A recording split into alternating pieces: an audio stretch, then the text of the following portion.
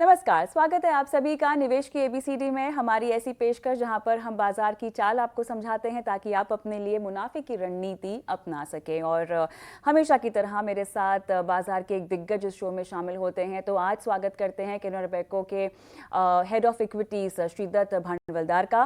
श्रीदत्त, स्वागत है आपका निवेश की एबीसीडी में। बेहद खास पेशकश जहां पर आप पहले भी शिरकत कर चुके हैं, लेकिन उस वक्त समय और था, माहौल अलग था, और अब भी समय अलग है, माहौल बहुत ज़्यादा अलग है। तो कैसा महसूस हो रहा है? आखिरकार बारिश होनी शुरू हो गई और मानसून को लेकर जो चिंताएं थी शिद्दत, उसकी छटा जो है मेरे ख्याल से बिल्कुल हट गई है। चिंताओं के बादल हट गए हैं। कैसे देखते हैं? Thank you for having us on the show. Monsoon start तो हुआ है, बट अभी भी एटलीस्ट इनिशियल चिंता तो कम हुई है। बट अभी भी जो जो एवरेज के बिलो है रन रेट, वो थोड़ा चिंता का विषय है। बट एटलीस्ट एक्सपेक्टेशन यही है कि जुलाई और अगस्त में काफी सारा कैचअप होगा। अल्दो इल नीनो है तो इस साल एवरेज से बारिश कम होगा, but as long as distribution अगर ठीक रहे across the states. See India में होता ये है कि it's not the amount of rain, it is the distribution which matters, which means किस तरीके से वो फैला हुआ है अलग अलग स्टेट्स में, कितना डिस्ट्रीब्यूशन अच्छा होता है across the states, that matters more. और हमारा फोकस तो वही है। सो जैसे इंडिया को एक्चुअली 36 डिविजन्स में डिवाइड किया जाता है मॉनसून के हिसाब से। वो 36 डिविजन्स में कैसा बारिश हो रहा है, कितना डिविजन्स में अबव एवरेज, कितना डिविजन्स में below average, that matters more than just absolute rain. So far so good. It has been at least start after a very dry June.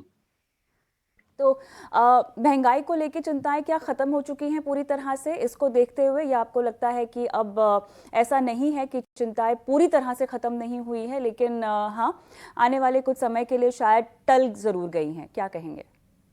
चिंताएं कम तो जरूर हुई है, क्योंकि हाँ। अगर आप ग्लोबल या डोमेस्टिक इन्फ्लेशन देखो तो इवन डोमेस्टिक इन्फ्लेशन में हमारा नंबर धीरे धीरे करके कम होते जा रहा है। लास्ट नंबर जो था वो negative, I mean positive side पे सरप्राइज किया इन्फ्लेशन ने।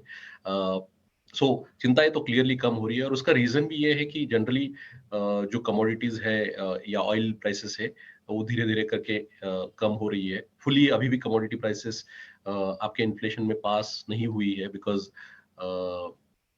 वो टाइम लेती है पास होने में। एटलीस्ट कंज्यूमर इन्फ्लेशन में जो होलसेल इन्फ्लेशन होता है, मैन्युफैक्चरिंग इन्फ्लेशन, उस तरफ तो पास हो गया है।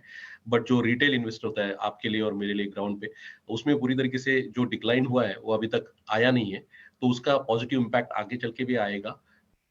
सो क्लियरली चिंताएं तो कम हुई है, but at the same time monsoon कैसे रहता है पूरी तरीके से as you go into August end, probably towards the August end, वो भी इम्पोर्टेंट रहेगा। क्योंकि आपका वाइल कमोडिटी साइड वाला या ऑयल एंड गैस साइड वाला इन्फ्लेशन कम हो रहा है, इसका मतलब कि मैन्युफैक्चरिंग इन्फ्लेशन आपका कम होगा प्रोडक्शन साइड में। बट आपका सेम टाइम पे अगर फूड इन्फ्लेशन में अगर मॉनसून कम हुआ तो थोड़ा फूड में प्रेशर आ सकता है, एटलीस्ट डोमेस्टिकली। तो वहां पे थोड़ी चिंता अभी भी है। बट जनरली ओवरऑल नंबर्स जो अभी आरबीआई ने प्रोजेक्ट किए हैं, उनमें ऐसा तो नहीं लगता है कि कोई चिंता की, बहुत बड़ी चिंता की वजह है। सिर्फ यही है कि अगर डाउन साइड बहुत ज्यादा इन्फ्लेशन में आया तो आरबीआई इंटरेस्ट कट कर पाएगा जल्दी से। वो एटलीस्ट अभी तक नहीं दिख रहा है। बिल्कुल। क्या वो इसीलिए भी नहीं दिख रहा है क्योंकि अभी भी ग्लोबल अनिश्चितताएं बरकरार है? क्या है ग्लोबल ट्रिगर्स जो चिंता में हमें और डाल सकते हैं? सो क्लियरली आपने ये चीज बराबर बोली है कि inflation, interest rate, domestic interest rate जो है वो they are not only decided by domestic inflation में क्या हो रहा है, also they are decided by कि यूएस में इंटरेस्ट रेट्स कैसे है, यूरोप में इंटरेस्ट रेट्स कैसे है, और ग्लोबली इन्फ्लेशन कैसे प्ले आउट हो रहा है। क्योंकि अदरवाइज करेंसी में प्रॉब्लम आ सकता है अगर आपने इंटरेस्ट रेट काट दिए तो वहां पे चिंताएं अभी भी बनी हुई है। मेरा जो अनुमान है कि यूएस में तो इन्फ्लेशन ऑलरेडी डिसिलरेशन मोड में चला गया है। तो यूएस में अभी चिंताएं काफी कम हो रही है इन्फ्लेशन पे, इंटरेस्ट रेट्स पे। यूरोप में अभी भी थोड़ा सा पेन है। अगर आप मुझे पूछो कि ग्लोबल साइड में अभी भी बड़ी चिंता क्या है, तो मुझे लगता है कि 2 या 3 बड़ी चिंताएं थी। अगर आप लास्ट 2-3 साल देखो तो पहले तो कोविड था, उसके बाद में आपके सप्लाई चेन चैलेंजेस थे, उसके बाद में उसके वजह से जो इन्फ्लेशन आया वो चैलेंजेस था, और इंटरेस्ट रेट एनवायरमेंट चैलेंज था। आई थिंक ये एंड उसके बाद में जो वॉर हुआ उसके वजह से जियो पॉलिटिकल चैलेंजेस आए। तो मुझे लगता है बाकी चिंताएं तो कॉन्टेक्चुअल है और धीरे धीरे कम हो रही है, बट जो जियो पॉलिटिक्स वाला एंगल है वो अभी भी थमने का आसार नहीं लग रहे हैं। और इसमें एक नए ग्रुप बनते जा रहे हैं धीरे धीरे, and that is becoming more and more evident, जहाँ पे कि वेस्टर्न वर्ल्ड एक साइड पे है और China, Russia, some part of Middle East they are going in the other direction. So इसकी चिंता इसलिए है क्योंकि जब ऐसे ग्रुप इतने स्ट्रांग बनते जाते हैं और उसका एक बार हमने उसका आउटकम देख लिया है, जो वॉर हुआ, जो एटलीस्ट हमने तो एक्सपेक्ट नहीं किया था कि 21st सेंचुरी में इतना बड़ा group, Russia versus effectively Europe is the war, correct, और Russia versus US is the war, while it is called as Russia Ukraine war. तो ये वॉर होगा, बट वो हुआ है तो ये फ्लेयर अप्स कहीं कभी कहीं भी हो सकते हैं। आई थिंक वो अभी भी मुझे तो लगता है कि that is the biggest risk on the external front also, apart from just growth moderation या जो ग्रोथ स्लो डाउन होगा उस। बाजार की पार्टी की बात करते हैं तो बुल्स की पार्टी आपको लगता है कि और अब बरकरार रह सकती है या नियर टर्म कंसोलिडेशन की ओर बाजार थोड़ा सा रुख कर चुका है? क्या कहेंगे, कैसे एनालाइज करते हैं आप? आई थिंक मार्केट में हमेशा ही ऐसा होता है कि काफी बार जब लोग एक्सपेक्ट नहीं करते हैं तो थोड़ा फ्रंटिंग ऑफ रिटर्न होता है और उसके बाद में कंसोलिडेशन होता है। सो अगर आप if you step back and think, 3 महीने पहले किसी को भी 3-4 महीने पहले किसी को भी नहीं लग रहा था कि मार्केट में सडनली 10-12-15% रिटर्न बन जाएंगे depending on the category that you are taking. But वो since expectations were not there, वो रिटर्न्स आ गए हैं। थोड़ा सा फ्रंटिंग तो जरूर हुआ है, थोड़ा सा एक्स्ट्रा एक्साइटमेंट भी है, तो कंसोलिडेशन भी होगा। बट हम इसको इस तरीके से देख रहे हैं कि जो प्रॉफिट ग्रोथ है, जो अर्निंग्स ग्रोथ है, वो इम्प्रूव एट द मार्जिन हो रहा है कि नहीं, वो स्टेबलाइज एट द मार्जिन हो रहा है कि नहीं। और दूसरा जो फैक्टर होता है मार्केट के लिए कि इंटरेस्ट रेट और इन्फ्लेशन का रिस्क धीरे धीरे करके कम हो रहा है कि नहीं, ये दोनों जो पैरामीटर्स है, एक की ग्रोथ का जो डिक्लाइन हो रहा था बीच में वो रुक गया है पहली बार। दूसरा नेक्स्ट 2 साल के लिए ग्रोथ का एस्टिमेट जो है काफी प्रैग्मेटिक है अभी, as compare to where we were 18 months back. और सेकंड ये है कि global inflation, interest rates hopefully has started moving, particularly the US one, has started moving in the other direction. Both these factors are good for market. दोनों ये जो चीजें हैं, in declining interest rate environment, or as long as we can hold on to our earnings growth of whatever projected earnings growth is, ये दोनों चीजें generally market के लिए अच्छी होती है। कौन कौन से सेक्टर्स हैं जो आपके मुताबिक थोड़े से ओवर वैल्यूड हो गए हैं और कौन कौन से हैं जो अंडर वैल्यूड हैं फिलहाल? Rather than overvalued and undervalued, let me actually change the question and say कहाँ पे expectation relatively कम है और कहाँ पे expectations relatively ज्यादा है। ओके, सो अगर आप देखो तो थोड़ा सा इंडस्ट्रियल पार्ट ऑफ मार्केट में एक्सपेक्टेशंस थोड़े बढ़ गए हैं, जो कि स्टॉक्स काफी अच्छे आउट परफॉर्म किए, तो वहाँ पे थोड़ा सा एक्सपेक्टेशन ज्यादा है। सो वो एक बकेट है जहाँ पे एक्सपेक्टेशंस काफी है। हॉस्पिटल होटल्स में थोड़ा सा एक्सपेक्टेशन लोगों का ज्यादा है। लोअर एंड एनबीएफसीज में लोगों का एक्सपेक्टेशंस थोड़ा ज्यादा है। सो ये 3-4 स्पेसेस है जहाँ पे ऐसा लग रहा है कि लोगों के थोड़े एक्सपेक्टेशंस ज्यादा है। इसका मतलब ये नहीं कि वो स्टॉक में प्रॉब्लम होगा या कोई एब्सोल्युटली डिस्प्रोपोर्शनेटली ओवर वैल्यूड है, बट वहाँ पे थोड़े से एक्सपेक्टेशन ज्यादा है। दूसरी तरफ है आपका लार्ज कैप आईटी है, जहाँ पे एक्सपेक्टेशंस बहुत ही कम है। Largely barring 1 or 2 name in FMCG, the expectations are very benign. Consumer discretionary में again barring few names, expectations are fairly benign.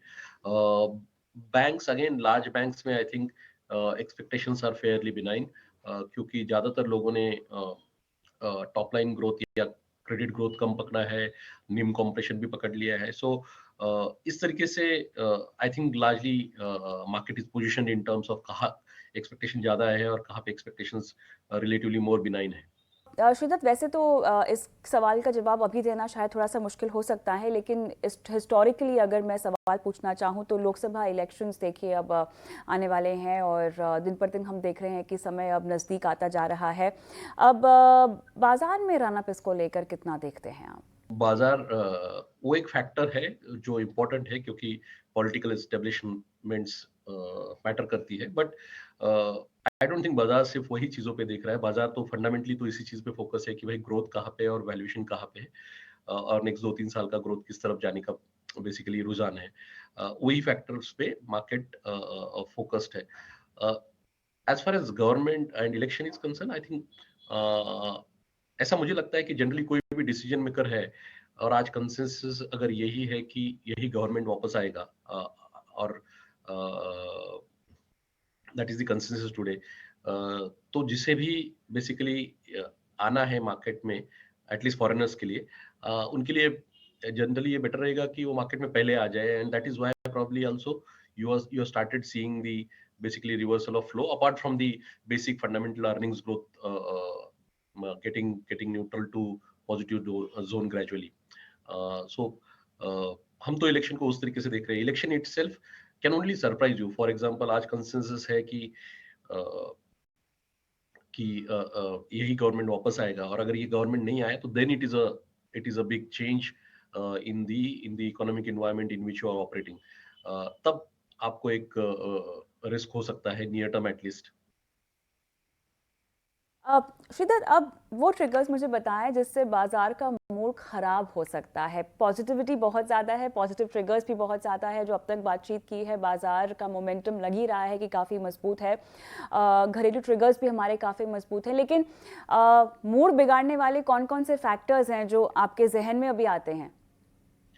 I think domestically तो प्रिडोमिनेंटली मुझे लगता है कि मॉनसून और इलेक्शन रिलेटेड अगर कोई व्यू कंसेंसस में चेंज होता है तो वही है, क्योंकि ग्रोथ पे ऐसा लग रहा है कि उतना बड़ा रिस्क नहीं है, क्योंकि नंबर्स बहुत ज्यादा बिल्ड नहीं कर रहे हैं लोग अभी नेक्स्ट एटलीस्ट 1-2 साल के लिए. तो डोमेस्टिक रिस्क तो कम है, क्योंकि मैक्रो रिस्क भी नहीं है, आपका कैड का प्रॉब्लम नहीं है, इन्फ्लेशन का प्रॉब्लम नहीं है, तो डोमेस्टिक रिस्क तो नहीं है. अगर रिस्क इमेनेट हुआ तो वो बाहर से ही आएगा, ऐसा लग रहा है.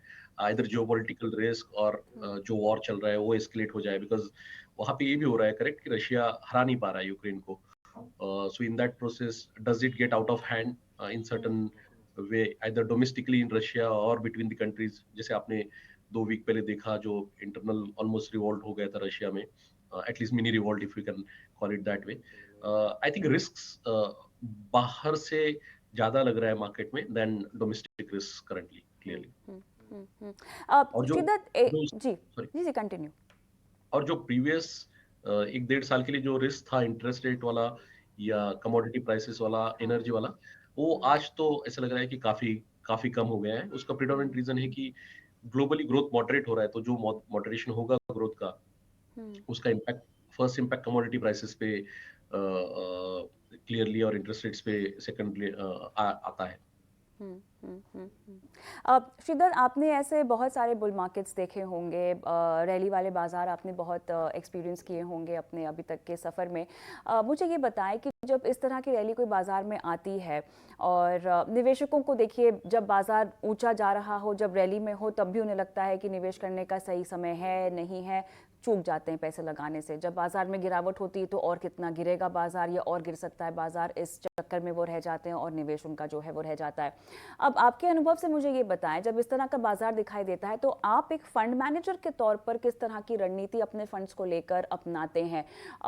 किस तरह से आप अपनी पोजीशंस को हल्का करते हैं, या किस तरह से आप अपने पोर्टफोलियो को, अपने फंड के पोर्टफोलियो को जो है वो रीबैलेंस करते हैं? सो हमारे पोर्टफोलियो में तो विद इन जो पोर्टफोलियो जो रीबैलेंसिंग होता है, जैसे आपने राइटली बोला कि अगर कहीं पे ऐसा लग रहा है कि बहुत ज्यादा अपफ्रंटिंग हो गया है या वैल्यूएशंस आउट ऑफ वैक हो गए हैं, तो आपके वेट्स कम ज्यादा होते हैं. बट अगर डायरेक्शनली आपका किसी सेक्टर में या कंपनी में अर्निंग्स व्यू अगर पॉजिटिव ही है, तो आप एग्जिट नहीं करते हो, आप सिर्फ उसका वेट्स चेंज करते हो. सो उस तरीके से रीबैलेंसिंग होता है, और वो बहुत काफी फंडामेंटल फैक्टर ड्रिवन होता है कि इंडिविजुअल कंपनी बेसिस पे अर्निंग्स का एक्सपेक्टेशंस क्या है अगले 2 साल के लिए, उस कॉन्टेक्स्ट में कितना डिस्काउंटिंग मार्केट ने कर लिया है, क्या वैल्यूएशन पे स्टॉक ट्रेड कर रहा है, पोर्टफोलियोज में वेट्स कैसे है, उस सेक्टर का वेट कैसा, उस कंपनी का वेट कैसा है. काफी बार ऐसा हो सकता है कि इंडिविजुअल कंपनी में आपका वेट ज्यादा है बट सेक्टर लेवल पे आपका बहुत ज्यादा ओवर वेट नहीं, तो then you don't actually need to touch it. So all those factors actually decide how do you actually rebalance your portfolio, और उसी तरीके से हम लोग rebalance करते हैं. तो अगर ऐसा लग रहा है कि किसी particular space में थोड़ा ज्यादा डिस्काउंटिंग हो रहा है बट अर्निंग्स पे हम लोग अभी भी कंस्ट्रक्टिव हो, तो you pull back your weights little bit in that sector. So इस तरीके से आप रीबैलेंसिंग करते हो, आप एग्जिट नहीं कर जाते हो, क्योंकि आप पोर्टफोलियो लेवल पे अल्टीमेटली आप पोर्टफोलियो लेवल पे आउटकम्स या अर्निंग्स प्रोफाइल देखते हो। तो अगर मेरा पोर्टफोलियो लेवल का अर्निंग्स आउटकम मुझे अगले 2 साल के लिए अच्छा लग रहा है, और सिर्फ एक पॉकेट में मुझे ओवरवेटिंग लग रहा है, तो मैं वो पॉकेट एडजस्ट करूंगा, ना कि पूरा पोर्टफोलियो सेल बाय करूंगा, जो काफी, जैसे आपने बोला कि रिटेल इन्वेस्टर्स के साथ काफी होता है कि मार्केट ऊपर आ गया तो पूरा बेच दो, और फिर वो नहीं गिरा तो और ऊपर जाके ले लो, या नीचे गया तो अभी कितना नीचे जाएगा। वो सब चैलेंजेस उस तरीके से हमें नहीं आते, क्योंकि हम काफी बेसिकली पोर्टफोलियो लेवल पे सोच के डिसीजन मेकिंग करते हैं, even when we make individual security related decisions. Small cap में रणनीति जानना चाहती हूँ मैं फिलहाल। निवेशकों में बहुत रुझान है और इस तरह के बाजार में आ भी जाता है, खासतौर से जब आप मिड कैप स्मॉल कैप को बेहतर परफॉर्म करता हुआ देख रहे हैं, और काफ़ी अरसे से हम देख रहे हैं कि ये कैटेगरीज आउट परफॉर्म कर रही हैं। आप कैसे अपने फंड को लेकर रणनीति बना रहे हैं? कौन कौन से सेक्टर्स पर आप बुलिश हैं? क्योंकि स्मॉल कैप का यूनिवर्स, श्रीदत्त, आप ही कई बार समझाते हैं हमें भी और दर्शकों को भी कि यूनिवर्स बहुत ज़्यादा बड़ा होता है। ऐसे में फंड मैनेजर्स की एक्सपर्टीज़ का सबसे बेहतरीन इस्तेमाल होता है चुनिंदा कंपनियों को और उम्दा कंपनियों को जो है पिकअप करने में। तो आपका इस यूनिवर्स में सिलेक्शन किस ओर झुक रहा है, किस ओर बढ़ रहा है करंट मार्केट मूवमेंट को देखते हुए, जहां पर इतना मुनाफा फिलहाल निवेशकों को मिल रहा है? सो वहाँ पे हम लोग इसी तरीके से देख रहे हैं कि जैसे हमारा बेसिकली ब्रॉडर व्यू भी है कि आप इकोनॉमिक और क्रेडिट ग्रोथ साइकिल में हो, तो आपको अपॉर्चुनिटीज, जैसे आपने भी राइटली बोला, अपॉर्चुनिटीज तो काफी सारी है। कुछ स्पेसेस में of course, given the enthusiasm, given the excess liquidity that is flowing in, there are excesses in pockets, but वहाँ पे स्पेस इतना बड़ा है और इतने सारे स्पेसेस हैं, और पर्टिकुलरली करंट कॉन्टेक्स्ट में, उसमें सबसे बड़ा एडवांटेज ये है कि आपका एक्सटर्नली फोकस सेक्टर्स वहाँ पे कम होते हैं। अगर आप मिड कैप स्मॉल कैप पे देखो तो प्रीडोमिनेंटली आपके डोमेस्टिक ओरिएंटेड सेक्टर्स होते हैं, building material related sectors, domestic chemical related, consumer discretionary, engineering companies, textile companies, cable companies. So typically ये काफी सारे जो बिजनेसेस है, जो डोमेस्टिक बिजनेसेस है, डोमेस्टिक फोकस बिजनेसेस है, ये typically small cap mid cap में ज्यादा होते हैं। और जब आज जनरली कंस्ट्रक्टिव व्यू है उस पार्ट ऑफ मार्केट में as compare to IT commodities, तो अपॉर्चुनिटीज तो काफी है। इंडिविजुअली आपको आइडेंटिफाई करते रहने पड़ती है, और स्ट्रैटेजी में तो कोई भी हमने चेंज नहीं लाया है। जैसा स्ट्रैटेजी फर्स्ट दिन से चला रहे हैं वही चला रहे हैं। वहाँ पे भी हमारा स्ट्रैटेजी जनरली काफी फोकस है कि 2-3 चीजों पे।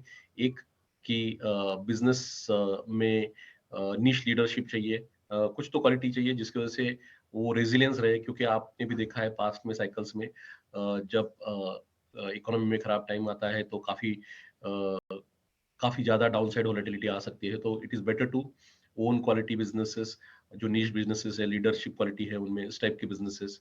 दूसरा है, हम लोग बैलेंस शीट पे काफी फोकस करते हैं, बिजनेसेस किस टाइप की बैलेंस शीट्स आप ओन कर रहे हो, क्योंकि again as I said, I mean during tough times, otherwise this businesses can just simply become half if balance sheet is a challenge.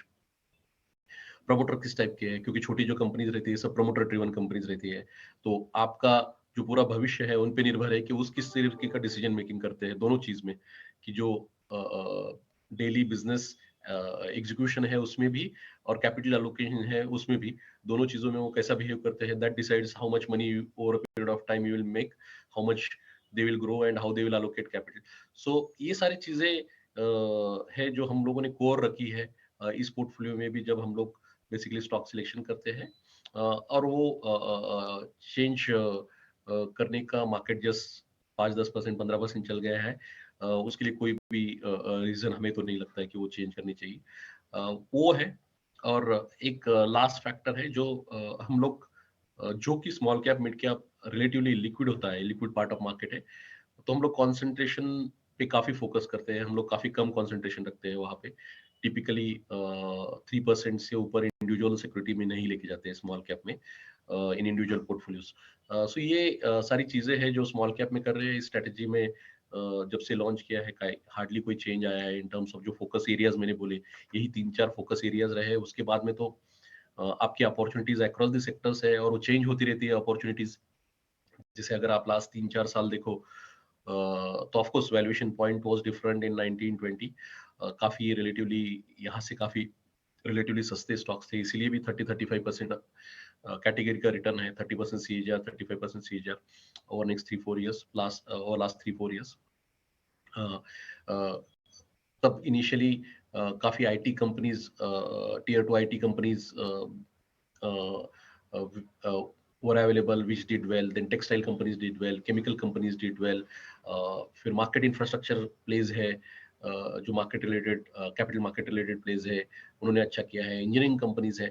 So spaces unlike basically large cap जहाँ पे 5-6-7 spaces होते हैं, यहाँ पे छोटे छोटे स्पेसेस है, but 10-12-15 spaces है जहाँ पे आप एक्चुअली आपको ये ढूंढना है कि कहाँ पे अर्निंग्स ग्रोथ प्रोफाइल नेक्स्ट 2-3 साल के लिए बेटर रहता है, और वहाँ पे बेसिकली पोर्टफोलियो को अलाइन करना है।